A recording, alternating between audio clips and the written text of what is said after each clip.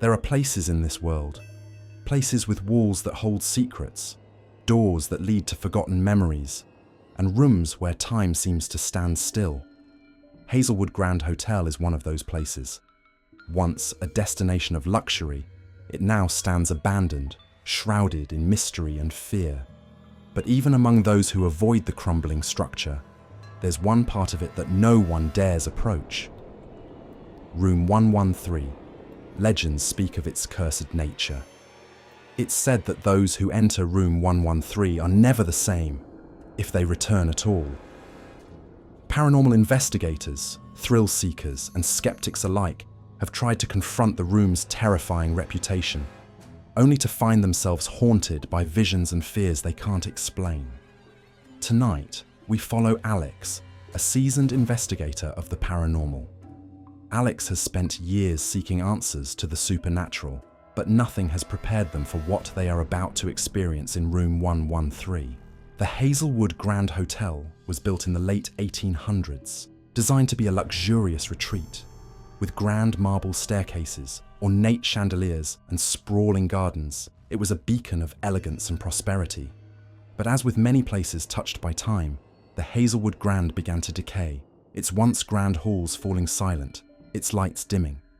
Strange events marked the beginning of its downfall.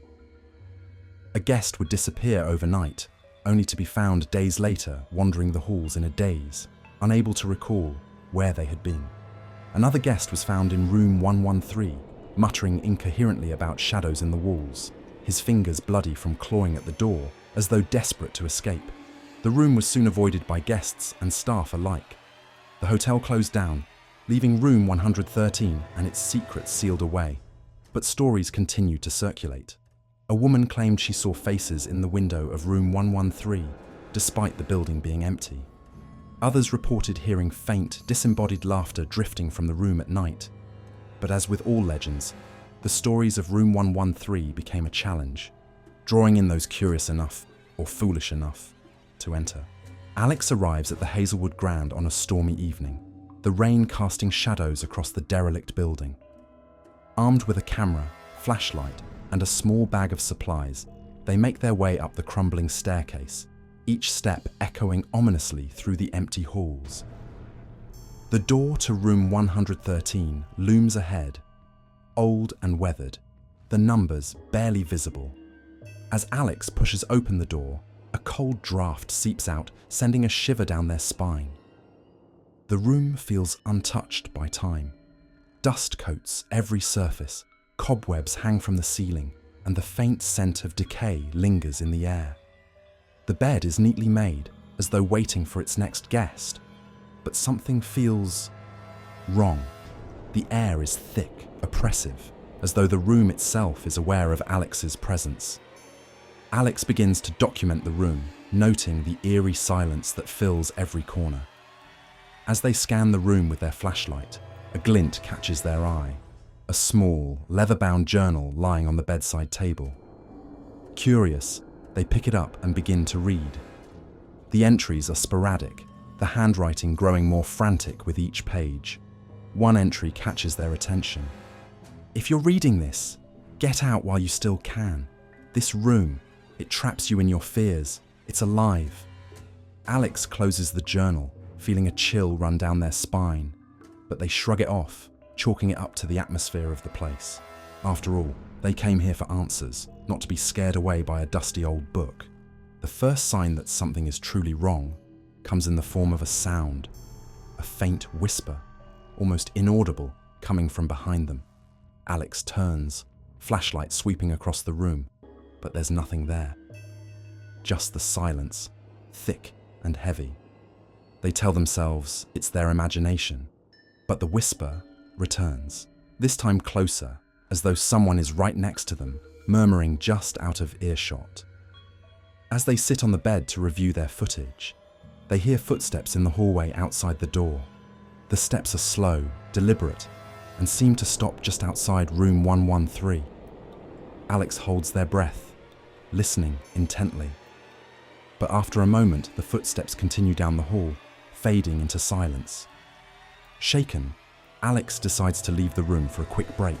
But as they reach for the door handle, it doesn't budge. They try again, harder this time, but the door remains firmly shut. Panic begins to set in. They pound on the door, shouting, but the silence swallows their cries. Desperate, they turn back to the room, hoping to find another way out. And that's when they see it, the mirror above the dresser. Its surface is fogged, as though someone had just breathed on it. Slowly, words begin to form on the glass. "You are mine now." Alex stumbles back, heart pounding, their mind racing to make sense of what they're seeing.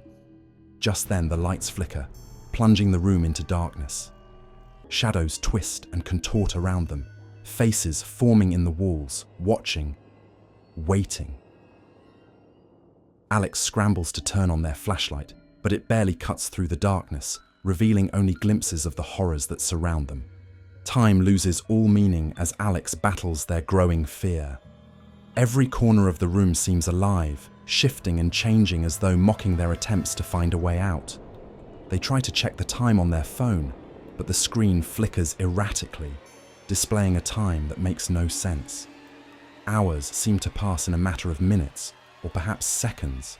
Reality blurs, and Alex feels as though they're trapped in a waking nightmare.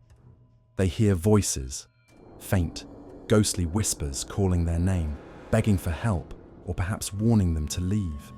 Shadows dance across the walls, forming twisted shapes that move closer, closing in until Alex can feel their cold breath on their neck. Desperation takes hold. Alex searches frantically through their bag, looking for anything that might help them escape. But the room seems to shift around them, warping and distorting, as though feeding off their fear. They try to push the bed toward the door, hoping to force it open. But as they move the bed, they discover something horrifying, a deep scratch in the floorboards, as though someone had clawed at the ground in a desperate attempt to escape.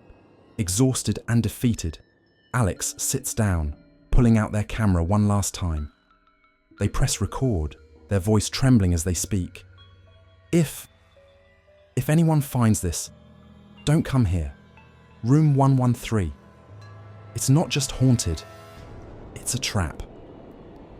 They pause, glancing around as shadows close in, their voice dropping to a whisper. It's watching, waiting. And once you're in, you're never alone.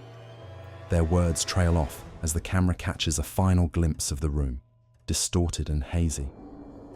The video ends with a soft click and silence. Alex's camera lies abandoned on the floor, recording nothing but darkness as room 113 claims another soul.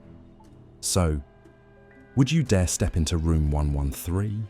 Or would you heed the warnings of those who never returned?